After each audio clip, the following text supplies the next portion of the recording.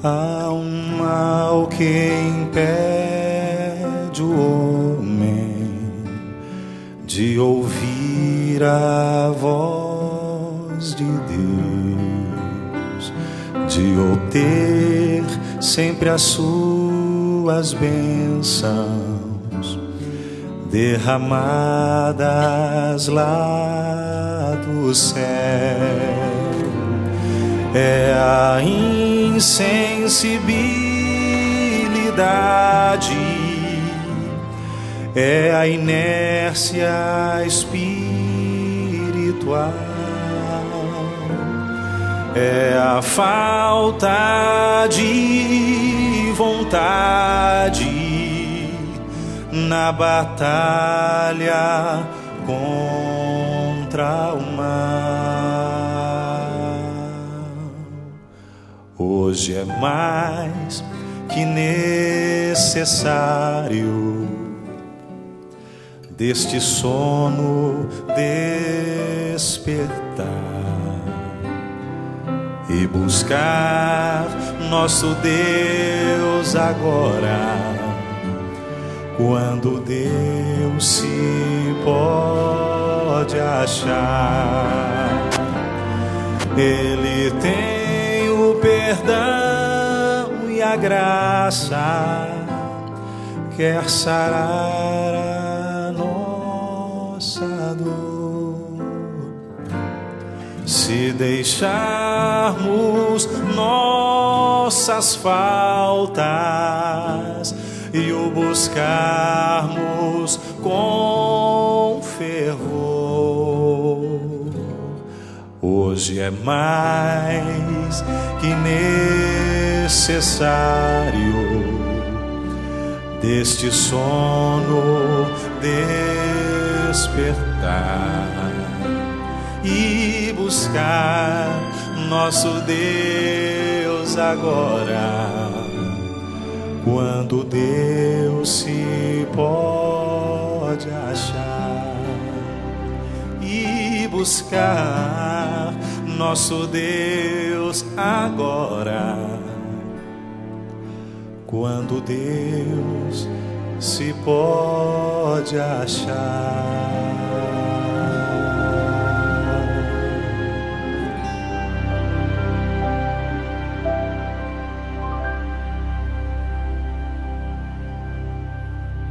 Senhor nosso Deus e Pai, muito obrigado, Senhor, porque o Senhor nos trouxe até aqui nesse lugar. Ó Senhor, enche o nosso coração, a nossa vida, a nossa alma com o poder do Seu Espírito. Nós estamos aqui, Senhor, para ouvir a Sua voz. Cada um de nós vem de lares diferentes, famílias diferentes, mas precisamos ter um contato direto com o Senhor hoje. Ó Senhor, manifeste-se aqui nesse lugar, em nome de Jesus. Amém. Durante muito tempo na minha vida, eu abriguei dúvidas no meu coração. Você já teve dúvidas alguma vez? Dúvidas? Mas dúvidas em relação a Deus. Eu sou nascido num lar cristão. Quem aqui é nascido num lar cristão? Levanta a mão, quero ver. Frequentando igreja e tal. Quando a gente é nascido num lar cristão, para vocês outros que não são nascidos num lar cristão, ou num lar onde as pessoas frequentam uma igreja, não é? Eu vou contar como é que é. A gente primeiro nasce achando que todo mundo acredita em Deus e que todo mundo aceita Deus. A gente acha, aliás, que todo mundo é da mesma religião da gente. É isso que eu achava. Eu achava que todo mundo era da minha religião. Aos poucos, quando eu fui à escola, eu comecei a descobrir, um pouquinho antes, não é? Comecei a descobrir, por exemplo, que os meus amiguinhos não eram da mesma religião minha. E depois, indo à escola, eu comecei a descobrir que tinha gente que não acreditava nem em Deus. E aquilo eu comecei a ficar assim, estupefato pelo que eu estava vendo, né? Como tem gente que não acredita em Deus, que não crê em Deus. Aquelas coisas me preocupavam, ao mesmo tempo eu ficava assim, maravilhado no sentido negativo, e pensando, como alguém pode não acreditar em Deus? E eu tinha alguns professores, principalmente um deles, que era evolucionista, e esse professor começava a contar uma história de um Big Bang, de uma explosão cósmica, e aquilo começou a botar muita dúvida na minha cabeça, principalmente porque quando eu ia à igreja, dava a impressão que a igreja era tipo assim uma bolha virtual, onde as pessoas ali acreditavam em Deus e viviam um mundo separado do mundo real, que era o mundo no qual eu vivia fora. E eu comecei a prestar atenção em programas de televisão, e eu comecei a prestar atenção em filmes também, onde as pessoas não acreditam em Deus e não falam de Deus, mas falam sim de uma explosão cósmica. Aliás, quando eu vinha para a igreja, muitas vezes as pessoas tratavam esse assunto, o assunto da religião, ou o assunto... Na igreja as pessoas tratavam o assunto do evolucionismo com um certo demérito. Já aconteceu com você isso? As pessoas diziam assim: ah, mas imagina, onde já se viu acreditar que o homem veio do macaco?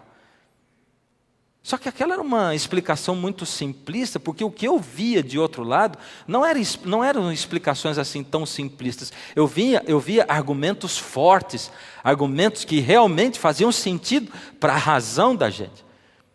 E eu fui crescendo, ficando mais jovem, e conforme eu fui estudando mais, essas dúvidas aumentaram ainda mais e me incomodavam ainda mais.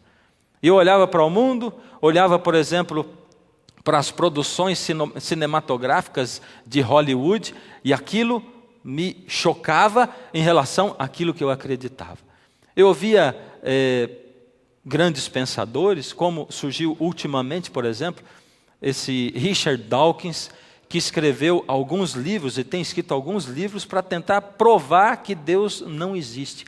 E com ele um grupo de cientistas muito grandes que tentam provar que Deus não existe. Eles são literalmente os pregadores do evolucionismo. Eles são os evangelistas do ateísmo de hoje. Esse Richard Dawkins, por exemplo, ele diz alguma coisa parecida com o seguinte, ao que ele fala. Ele diz assim, essa é a frase dele: o Deus do Antigo Testamento é provavelmente o mais desagradável de toda a ficção. O seu ciúme e orgulho o levam a um mimado e imperdoável controle dos mais fracos, com evidente desejo de vingança racial.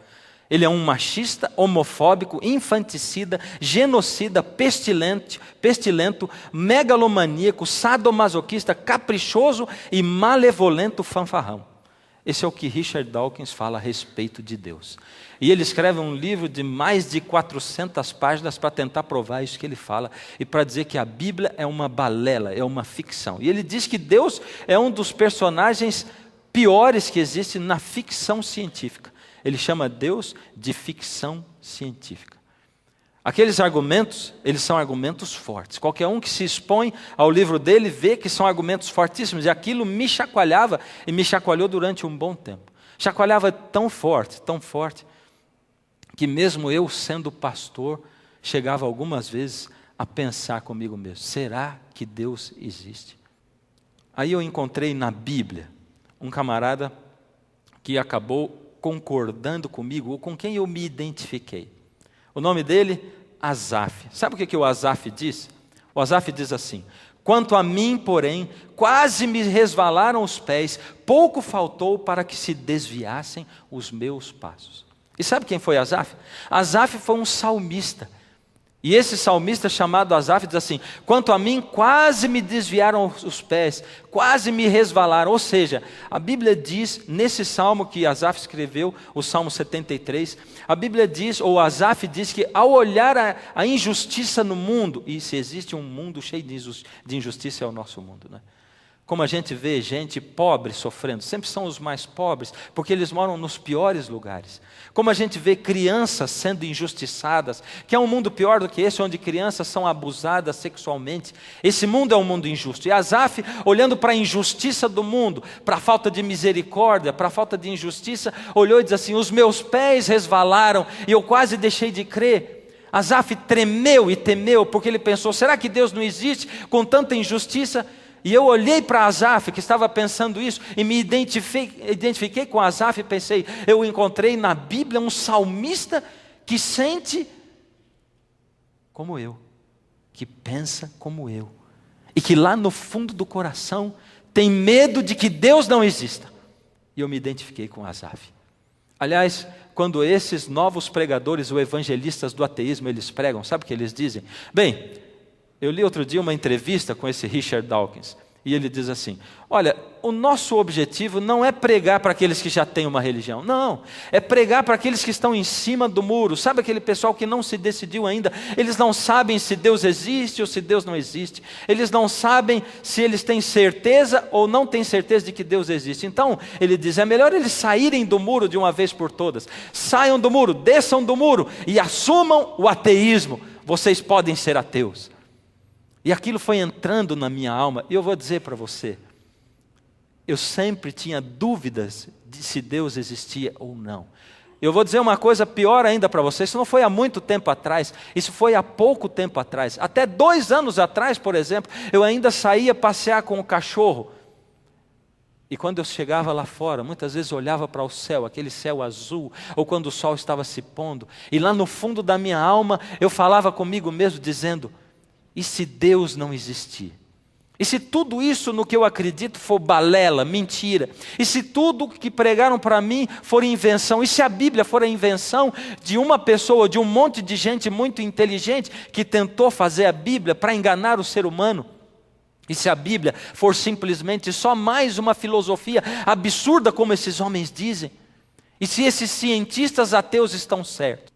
Asaf me ajudou a resolver o meu problema, porque Asaf fez uma declaração maravilhosa e fantástica no mesmo salmo, no verso 17, onde ele diz: até que entrei no santuário de Deus. Ou seja, ele tinha dito no verso antigo: os meus pés resvalaram e eu tremi, a minha fé vacilou, eu olhei para a injustiça do mundo, eu olhei para os problemas do mundo, eu olhei para um mundo onde Deus parece ausente, e os meus pés e a minha fé vacilaram, até que eu entrei no santuário de Deus. Ou seja, Asaf resolveu o problema dele de falta de fé. E quando eu li isso, eu antenei também para a coisa. Opa, se ele resolveu o problema dele de falta de fé, eu também posso resolver o meu problema de dúvidas e de falta de fé, ou de fé não o suficiente em Deus. Como? Asaf diz assim: até que entrei no santuário de Deus. E aí você poderia dizer: ótimo, está resolvido. O que é o santuário de Deus? É a igreja. Então, hoje eu entrei numa igreja, estou ouvindo a palavra de Deus, então eu espero que Deus resolva o meu problema de fé agora. Não foi isso que o pastor falou? Vem aqui no auditório, acompanhe esse programa, todas as semanas, não é isso que ele falou? Porque se você vier aqui ao santuário, vai resolver o seu problema de fé. É isso que eu estou querendo dizer? É isso que o Asaf disse? Não. Acontece que o santuário com o qual Asaf teve contato, não é o santuário uma igreja, mas o santuário de Israel.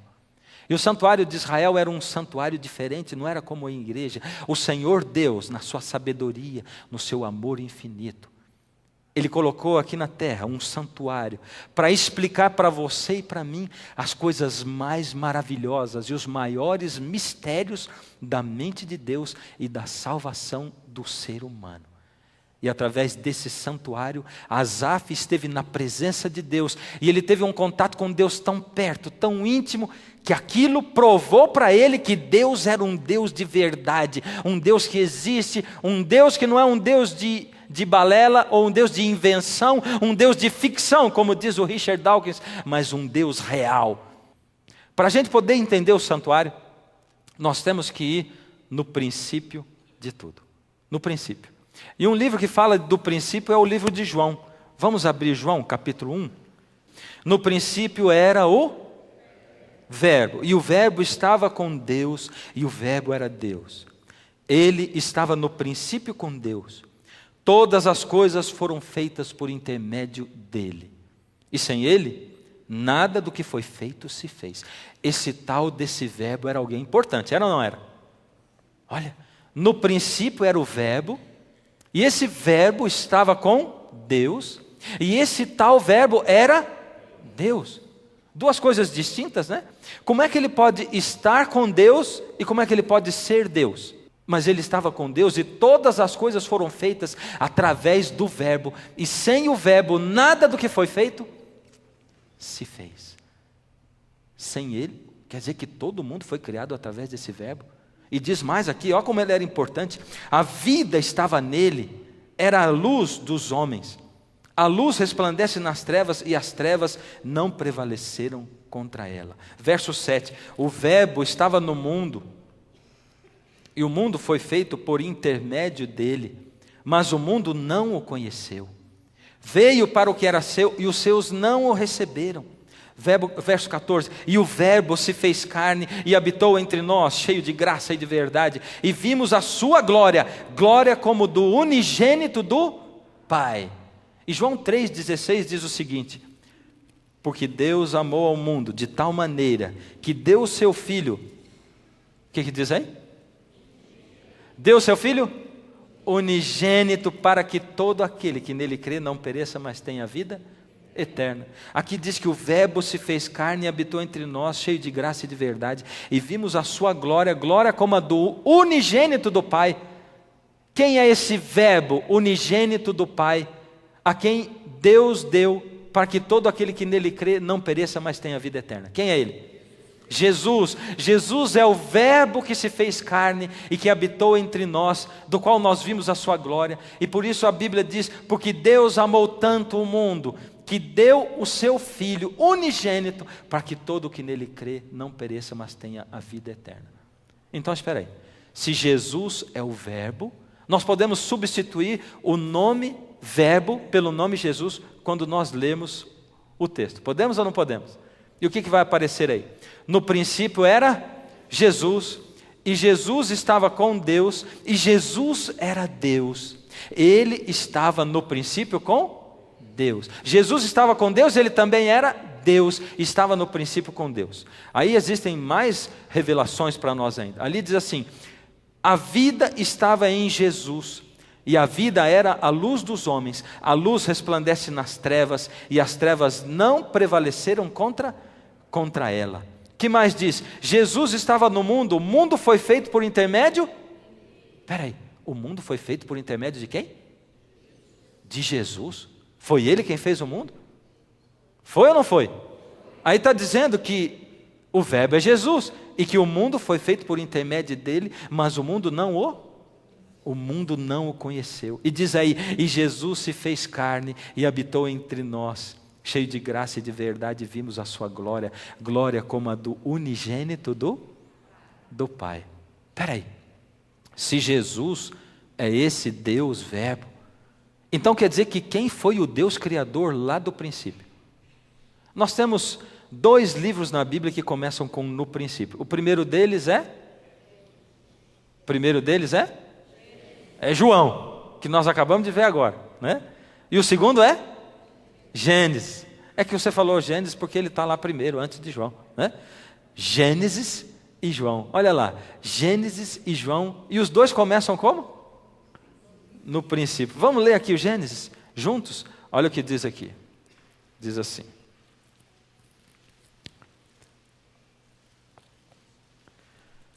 no princípio criou Deus os céus e a terra. Quem é esse Deus que criou no princípio os céus e a terra? Por que você falou mais fraquinho agora? Você está em dúvida? Eu fiz uma ginástica tremenda aqui para mostrar para você que o verbo era Jesus, e que diz: o mundo foi feito por intermédio dele, e sem ele nada do que foi feito se fez. Ele estava com Deus e ele era Deus. Ele estava no princípio com Deus. O verbo se fez carne e habitou entre nós, cheio de graça e verdade, vimos a sua glória como a do unigênito do Pai. E diz que o verbo que se fez carne foi Jesus. E se Jesus é o verbo, e todas as coisas foram feitas através dele, por intermédio dele, e sem ele nada do que foi feito se fez, quem é o Deus criador do Gênesis que diz: haja luz? É Jesus. Esse é o Deus. E eu vou dizer para você, ninguém consegue mostrar para você na Bíblia o contrário, a não ser que tenha fabricado uma outra Bíblia, diferente dessa Bíblia, da Bíblia que todos nós temos, evangélicos, católicos, porque a Bíblia dos católicos, dos evangélicos é a mesma, a não ser que essa pessoa venha com uma outra Bíblia, diferente dessa. Aí ela vai conseguir mostrar para você outra coisa. Mas se ela tem a mesma Bíblia que todos temos, a palavra de Deus, é impossível provar que não foi Jesus o Deus Criador. Só que as coisas se complicam mais ainda, porque eu posso imaginar Jesus agora criando o mundo, Jesus dando forma às coisas. A palavra diz, João diz, Jesus era o Deus verbo. Por quê? Porque Jesus falou e as coisas se faziam. E disse Deus, haja luz. E houve luz. E Jesus é chamado de o Deus Verbo lá em João, porque lá em Gênesis ele foi o Deus Criador que criou através do poder da sua palavra. O Senhor falava e tudo se fazia.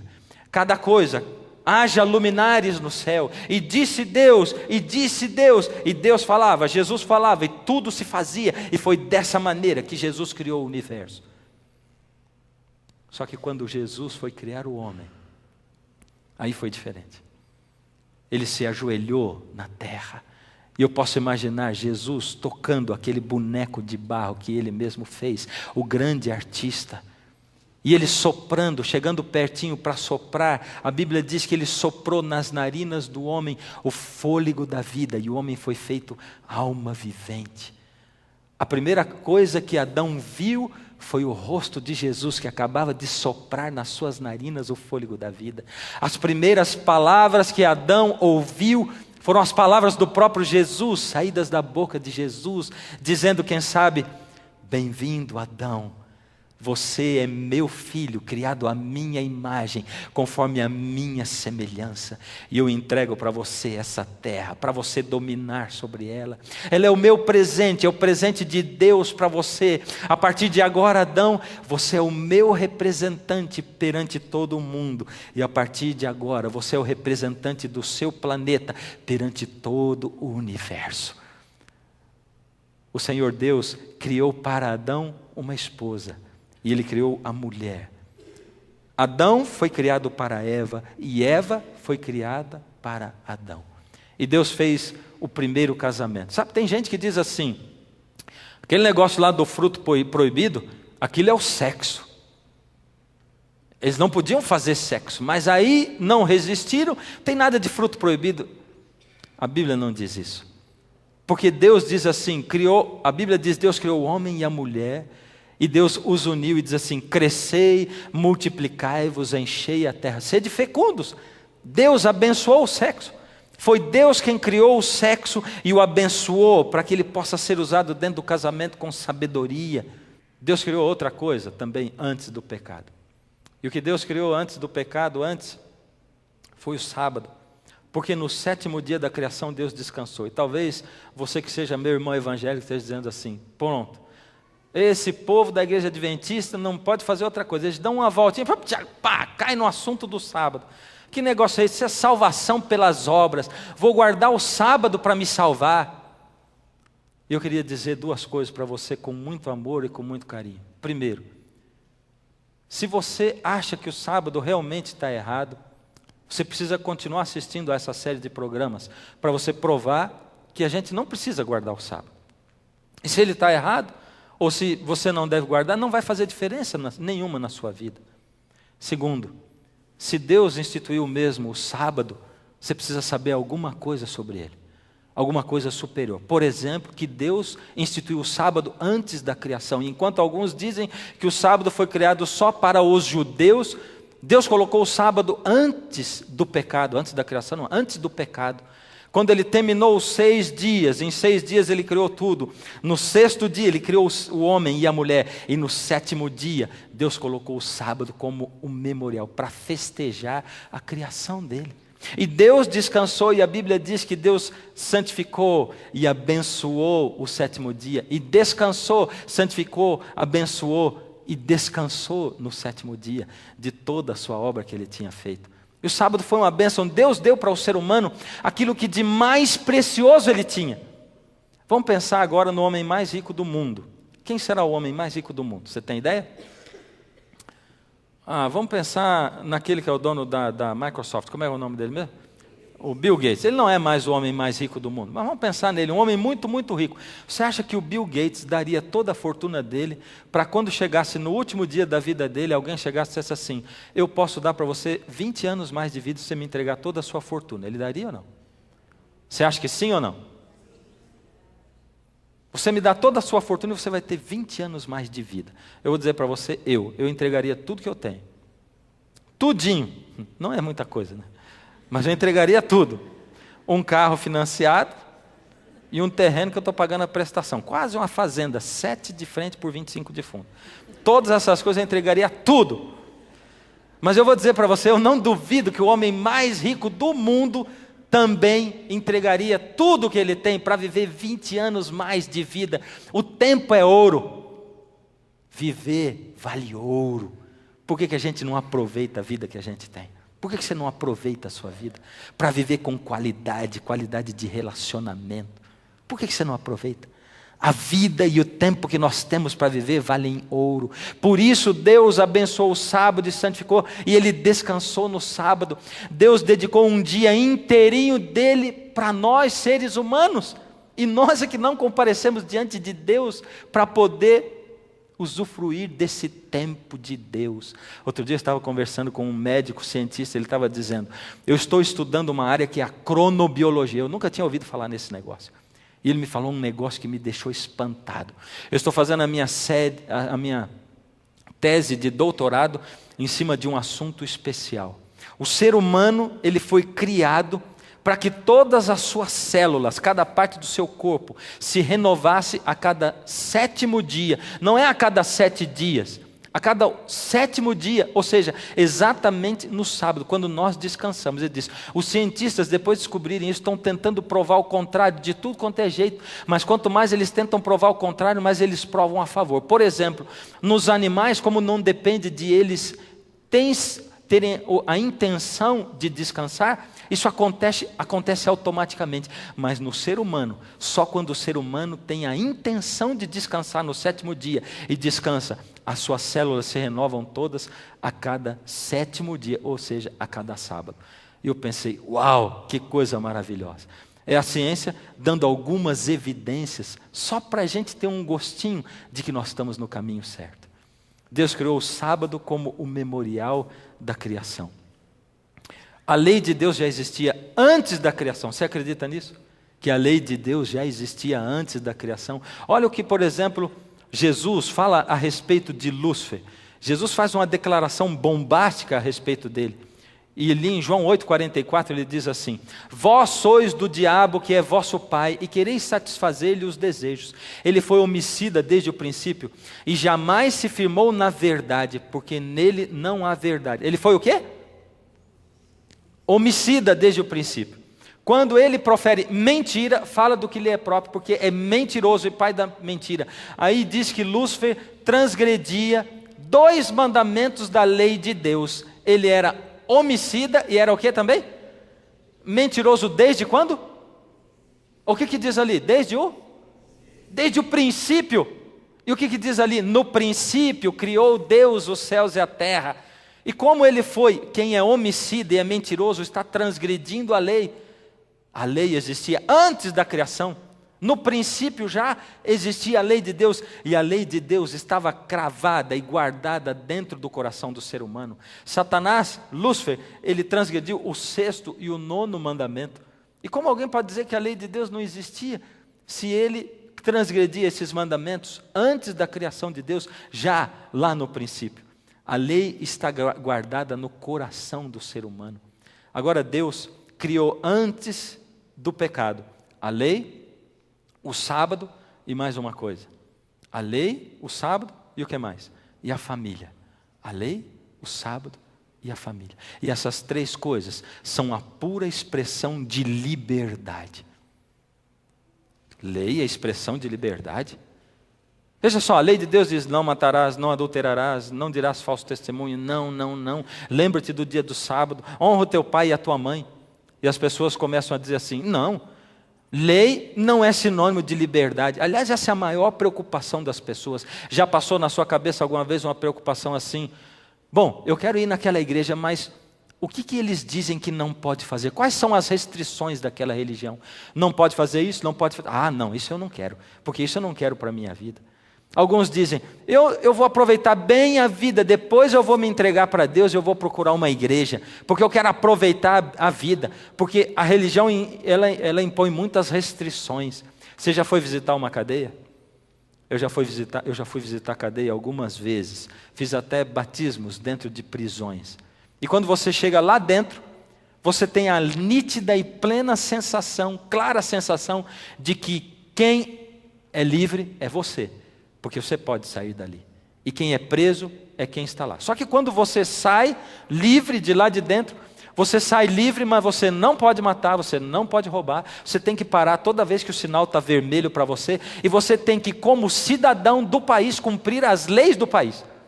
Por isso, você precisa, e eu preciso de leis, porque minha mãe já ensinava desde pequeno uma coisa, ela dizia assim: a sua liberdade termina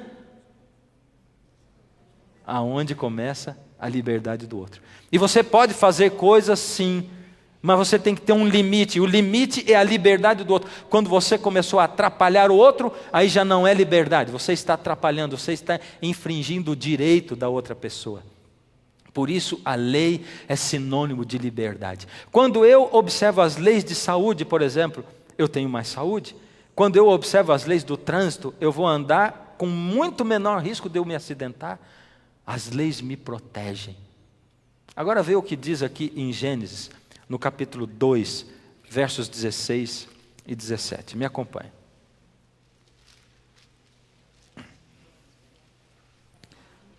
Como a lei de Deus existia antes do pecado, e a lei era o caráter de Deus expresso através de mandamentos, Deus deu uma lei para Adão e para Eva. Ele disse: vocês precisam estar ligados em mim para poderem viver. Por isso, o Senhor Deus disse assim: o Senhor Deus deu esta ordem: de toda a árvore do jardim comerás livremente, mas da árvore do conhecimento do bem e do mal não comerás, porque no dia em que dela comeres, certamente morrerás. No dia em que dela comeres, certamente morrerás. Deus tinha colocado, algumas pessoas olham e do mesmo jeito que eles dizem assim, o fruto proibido era o sexo, eles inventam outra coisa também. Diz, não tinha nada de fruto proibido. Aquilo não aconteceu de fato. O Gênesis é uma alegoria. Mas você vai ver exatamente que o Gênesis não é alegoria. O Gênesis é a pura retratação da verdade. A verdade do Senhor Deus para nós, seres humanos. Deus disse para Adão: eu dou para você liberdade. Você é livre para fazer o que você quiser. Você é tão livre que você pode até mesmo negar a Deus se você quiser. E Deus criou seres livres que pudessem até mesmo cuspir no rosto dele. Deus é o Deus da liberdade. Ele deu tanta liberdade para os seres que ele deixa com que seres humanos, feito Richard Dawkins, escreva livros dizendo que Deus é um fanfarrão, que Deus é esse ser de ficção que não é verdadeiro.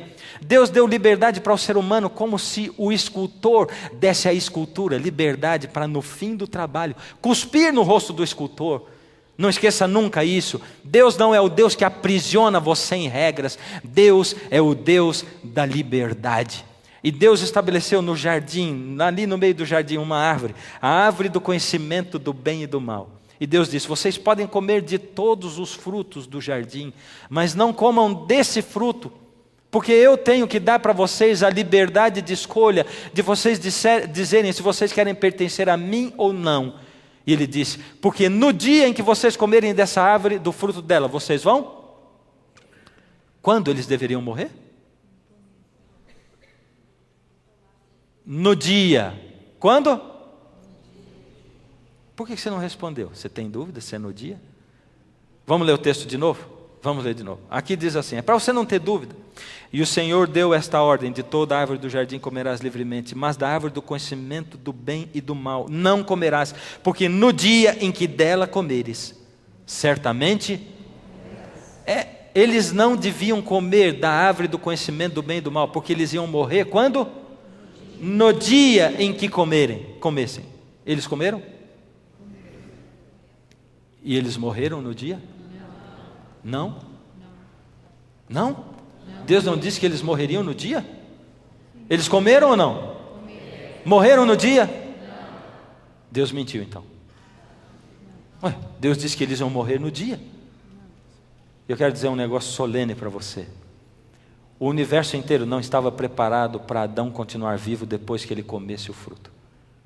Os anjos de Deus não estavam preparados para ver Adão vivo ainda depois que comesse do fruto. Nem mesmo Lúcifer, Satanás, estava entendendo o que estava acontecendo. Porque Adão comeu do fruto e e permaneceu vivo. Eles sabiam que Deus havia planejado alguma coisa superior. Adão comeu e não morreu. E eu fui pesquisar no Aurélio o que quer dizer morrer. Porque alguns dizem, não, Deus disse que morreria, mas morreria espiritualmente. É isso que a Bíblia diz? No dia em que dela comeres, certamente morrerás espiritualmente. É isso que está dizendo ali? Não. E no Aurélio está escrito assim, morrer é uma definição muito filosófica. Presta atenção, você não vai conseguir entender. Diz assim, morrer, deixar de viver. Conseguiu captar o sentido da coisa? Morrer, deixar de viver. É isso. E Deus diz, no dia em que vocês comerem, vocês vão morrer, deixar de viver. Comeram e não morreram. Deus mentiu? Não, Deus não mentiu. Mas como Deus não mentiu? É porque Deus se ofereceu para morrer no lugar do homem. Eu sou o Criador. Fui eu quem trouxe o homem à vida e eu vou me oferecer para morrer no lugar do ser humano. Satanás, Lúcifer, tinha colocado Deus num xeque-mate. Olha só o que ele fez. Eu faço o homem e a mulher pecarem. E quando os dois pecarem, eu vou fazer o seguinte. Se Deus realmente matar os dois e deixar com que eles morram, eu vou dizer para o universo inteiro que Deus não é amor. Agora, se Deus deixar com que eles vivam, eu vou dizer para o universo inteiro que Deus não é justo e Ele não é justiça, e que a lei de Deus é impossível de ser cumprida e seguida, porque nem Deus conseguiu guardar sua lei, tão dura ela é. Lúcifer queria detonar o caráter de Deus, a lei de Deus. Por isso, quando Deus disse para Adão e Eva assim, não comam, porque vocês vão morrer no dia, a serpente chegou e se aproximou e disse assim, foi isso que Deus disse para vocês não comerem de nenhuma árvore do jardim? E Eva entrou em discussão com a serpente e disse, não, ele disse que de toda árvore a gente pode comer, só não podemos comer dessa árvore, porque no dia que a gente comer a gente vai morrer. E ele disse, certamente não morrerás. Deus tinha dito certamente? E a serpente disse certamente?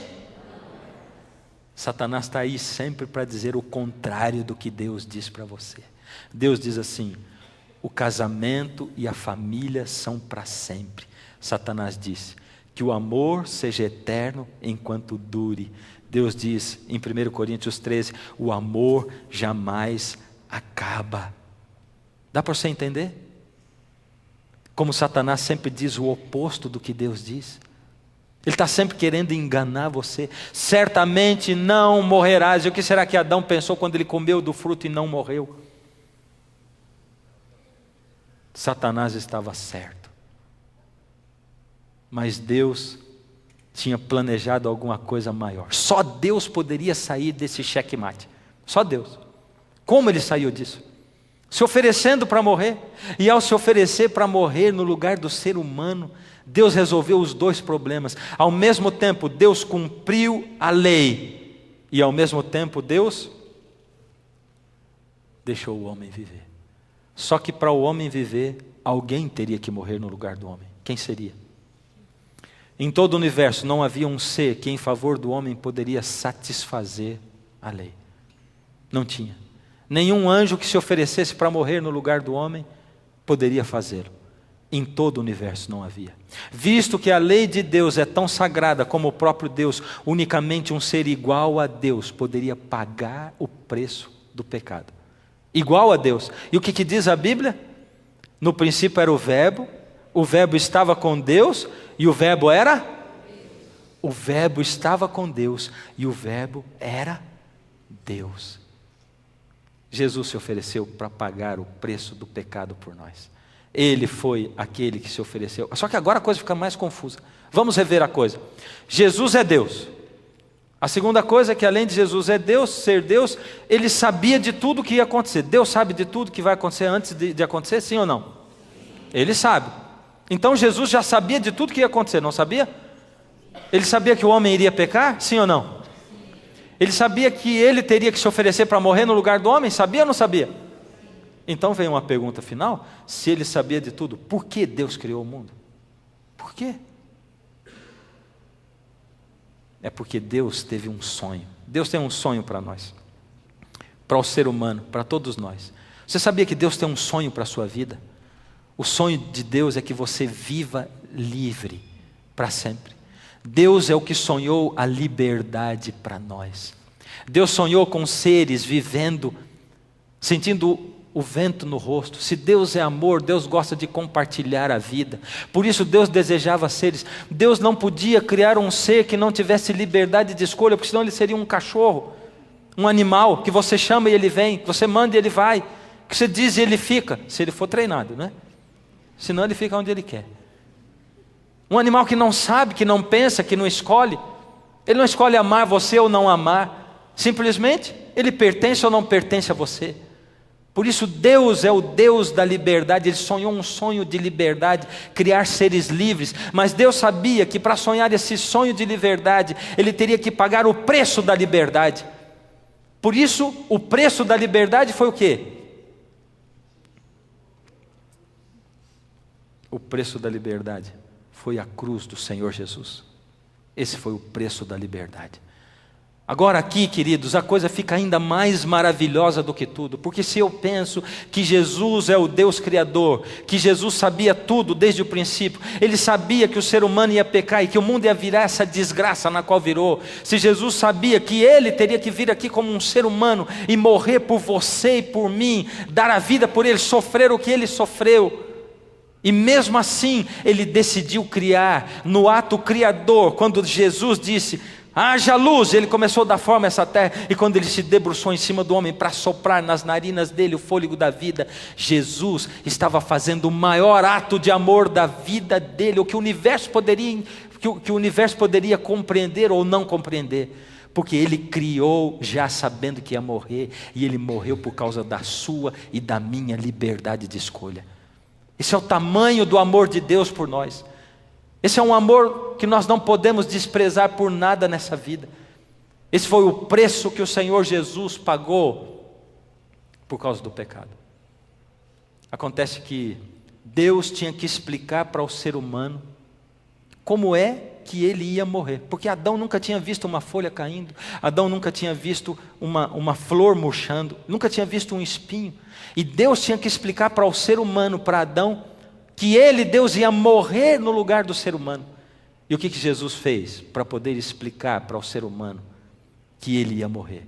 Jesus chegou para Adão e procurou Adão no meio do jardim. A palavra de Deus é bem clara quando ela diz isso. Isso está tudo escrito aqui na Bíblia. Você pode ter como dever de casa ler essas coisas que estão aqui. E aqui diz assim, no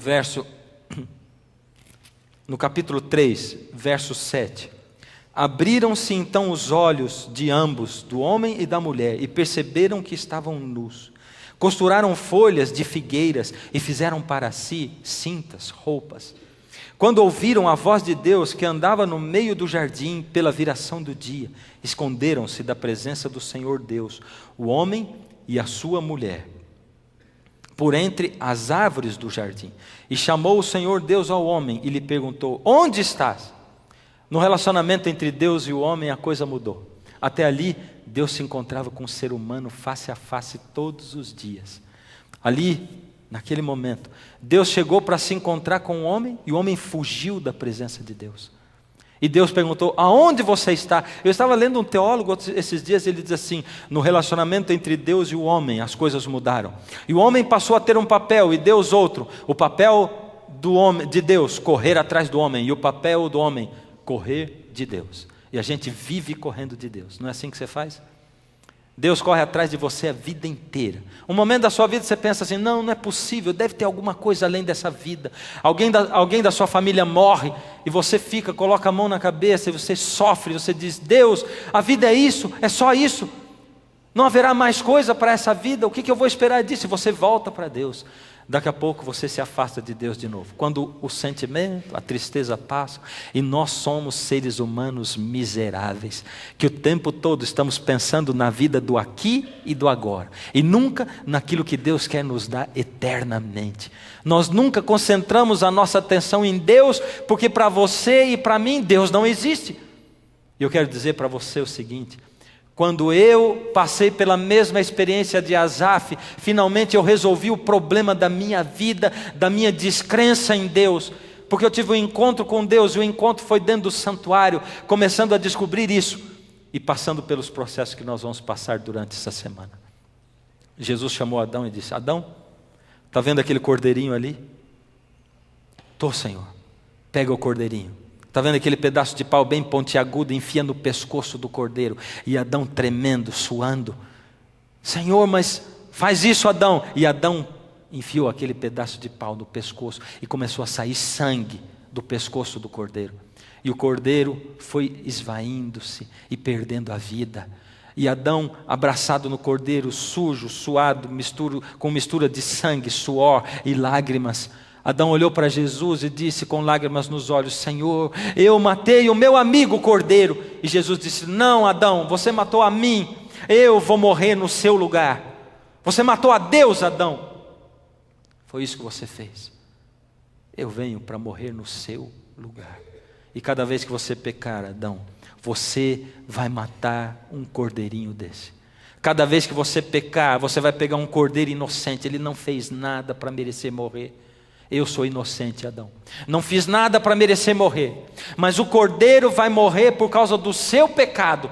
É para você se lembrar, Adão, que o seu pecado causa a morte. E sabe por que esses livros de autoajuda não funcionam? Você já leu 10 deles e ainda não melhorou o seu psique? A sua depressão, sabe por que eles não funcionam? Porque eles vivem dizendo para você assim: existe um Deus dentro de você, conheça você mesmo, e você vai encontrar dentro de você a força para você viver. Deus não diz que a força está dentro de você, Deus diz: a salvação está fora de você, não dentro de você. Você não é um Deus, não existe um Deus interior em você. Você não tem que descobrir que por dentro você é Deus. Você tem que olhar para o cordeiro que morre por causa do seu pecado. A salvação está fora de você, está no cordeiro, que é o próprio Jesus, que vem morrer por sua causa. Enquanto o mundo está dizendo a salvação está dentro de você, Deus está dizendo a salvação está fora de você.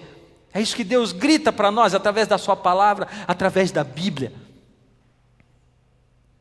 O cordeiro era o evangelho do Antigo Testamento. Já ouviu alguém dizer assim?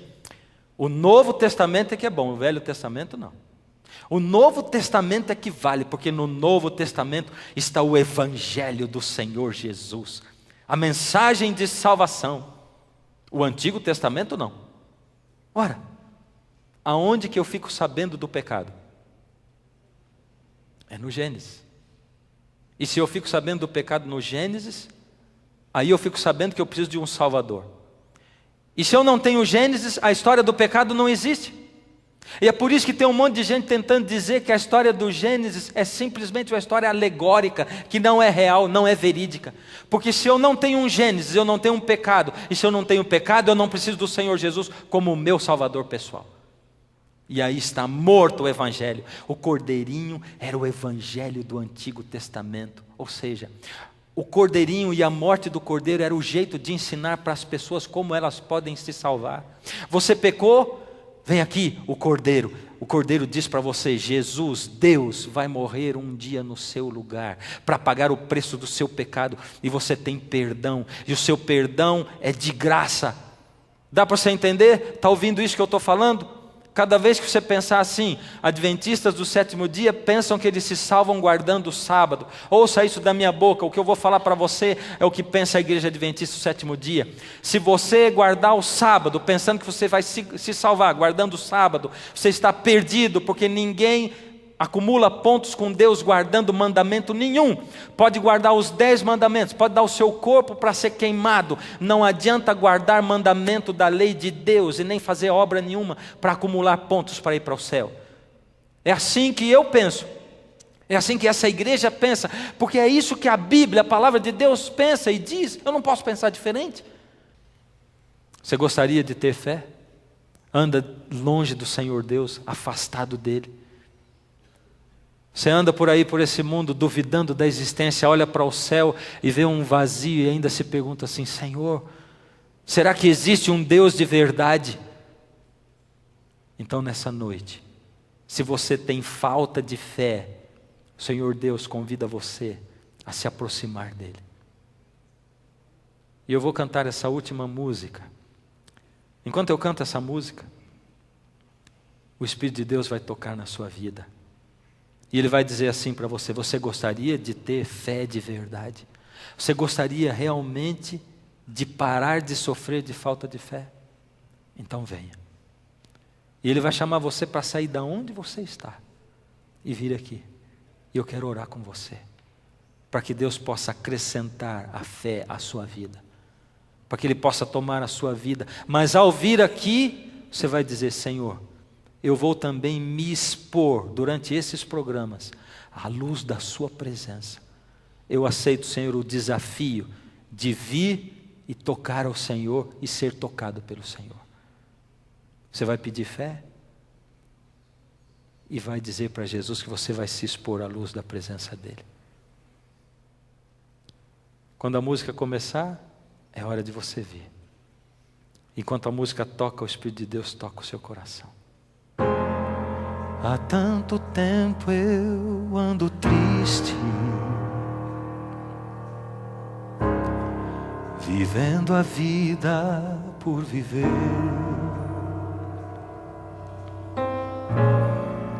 Mas hoje vim a esse templo,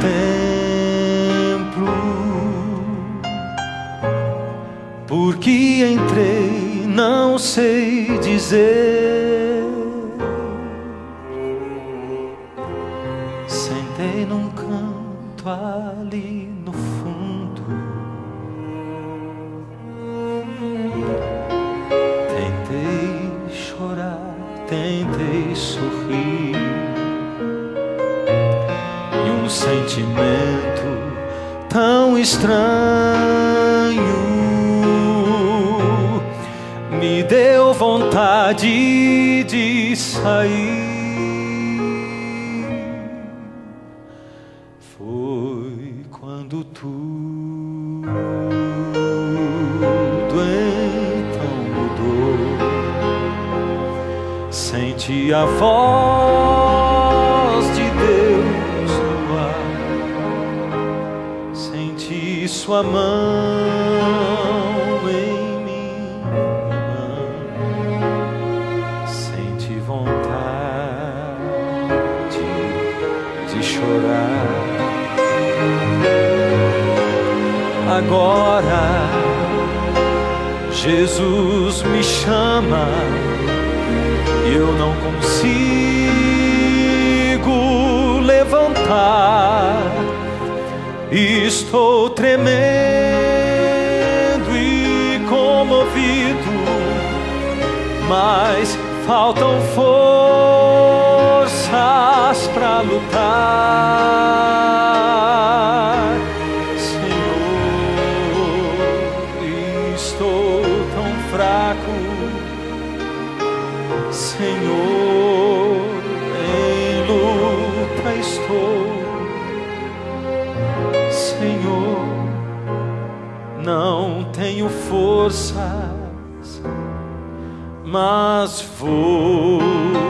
Ainda dá tempo de você. Se Jesus está chamando, não recuse.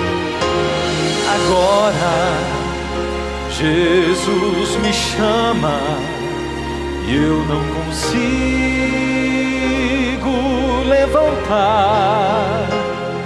Estou tremendo e comovido, mas faltam forças para lutar. Senhor, estou tão fraco. Senhor, em luta estou. Senhor, não tenho forças, mas vou.